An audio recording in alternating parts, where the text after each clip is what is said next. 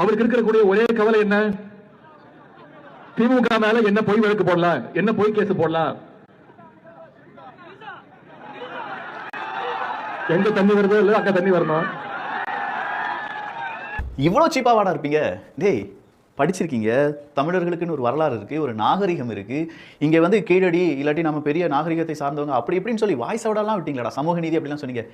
சீப்பு பிஹேவியராடா நீங்க. விவசாயிகளுக்கான போராட்டம் அப்படின்னு சொல்லும்போது 4 மணிக்கு மேல அவருக்கு எங்கேயும் நேரம் கிடையாது. அவருக்கு தண்ணியை பத்திலாம் எந்த கவலையும் கிடையாது, விவசாயிகளை பத்திலாம் கவலை கிடையாது. அவருடைய கவலை என்ன தெரியுமா அப்படின்னு சொல்லி கேட்க கீழே இருக்கிறவங்க த்ரிஷான்னு சொல்ல, அதுக்கு த்ரிஷாட்ட மட்டும் தண்ணி வந்தா போதும். நான் சொல்றது காவேரி தண்ணி அப்படின்னு சொன்னாரு. பார்க்கணும், நாங்களும் அதே தண்ணி தான் சொல்றோம். நீங்க இன்ஸ்டாகிராம்ல தேடி போனதும் காவேரி தண்ணீருக்காக தான் இருக்கும், வேற எந்த தண்ணிக்காகவும் இருக்காது.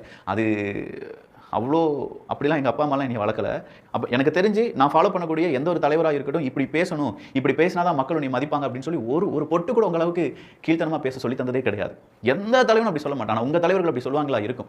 ஏன்னா இங்கே நிறைய விஷயங்கள் நாங்களும் கேள்விப்பட்டிருக்கோம். பட் பாவம், அவர் தான் இறந்துட்டாரு, அவரை பற்றிலாம் இங்கே பேசி என்ன பிரயோஜனம் அப்படின்னு சொல்லி கருணாநிதி பற்றிலாம் அதிகமாக பேசாமல் இருந்தோம். அடிச்சு சொல்லுவேன், நாளைக்கே உதயநிதி ஸ்டாலின் அவர்கள் இதை இப்படி தான் சொல்வார். என் மனசில் நான் காவேரி தண்ணியை பற்றி மட்டும்தான் பேசினேன், வேறு எந்த தண்ணியை பற்றியும் பேசல.